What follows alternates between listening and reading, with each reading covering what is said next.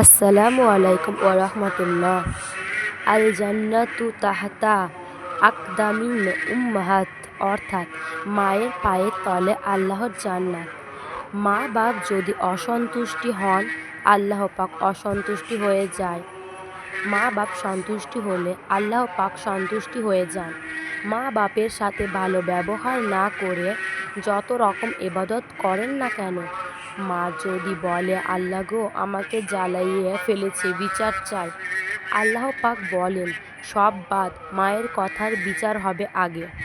যত রকম হাজি গাজি হন না কেন, মা বাপের সাথে দুর্ব্যবহারকারী দুনিয়াতে বিপদে পড়বে, আখিরাতের বিচার তো আছেই।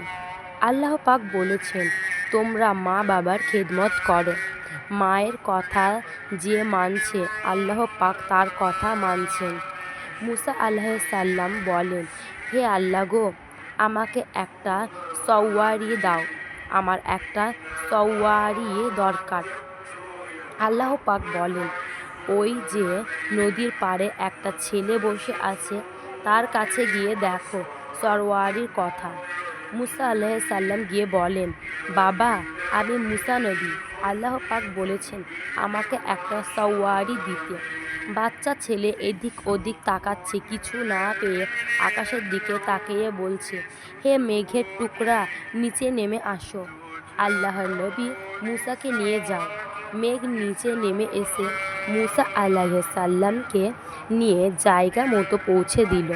মুসা আলাইহিস সালাম সিজদায় গিয়ে ডাক দিল, আল্লাহ গো, এটা কেমন ছেলে গো, ডাক দিয়ে আকাশের মেঘের টুকরা নিচে নেমে আসে। আল্লাহ পাক বলেন, মুসা রে, এই ছেলেটার জন্যই তার মা দোয়া করেছে। মুসা আলাইহিস সালাম বলেন, মাবুদ জানতে চাই কেমন করে দোয়া করেছে। আল্লাহ বলেন, মুসা রে, একদিন তার মা ঘুমের ঘোরে জানালাটা খোলা ছিল।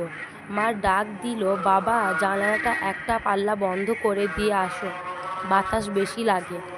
ছেলেটা জানালার কাছে গিয়ে মা ঘুমিয়ে গেল।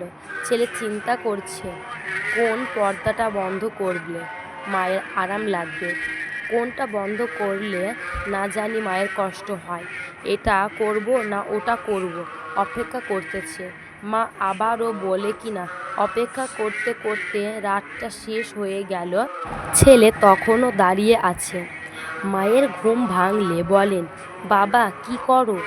ছেলে বলে, মা আপনি না বলেছেন বাতাস বেশি লাগে, কষ্ট হয়, জানালার একটা পার্ট বন্ধ করতে, কোনটা বন্ধ করব আমি তো নির্দিষ্ট করে বলেন নাই, তাই আপনি যদি আবার বলেন।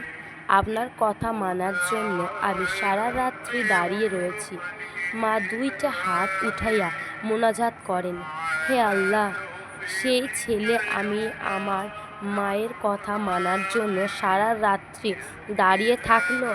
আমি মা হয়ে দোয়া করে দিলাম, আমার ছেলের কথাও তুমি মানিও। সুবহানাল্লাহ। আল্লাহ পাক বলেন, মুসা রে, মায়ের দোয়া কবুল করেছি। এই ছেলে যা বলবে তাই আমি শুনব। শুধু মেঘের টুকরা কেন, আকাশের চন্দ্র সূর্যকে যদি ডাক দিয়ে তো মুসা এই মায়ের দোয়া কবুল করে আমি ছেলেটাকে চন্দ্র সূর্য তেমন সওয়ারি বানিয়ে দিতাম। সুবহানাল্লাহ। মা বাবার কথা মতো যে জন চলে না, আল্লাহ ও নবীজির দয়া তারা পাবে না।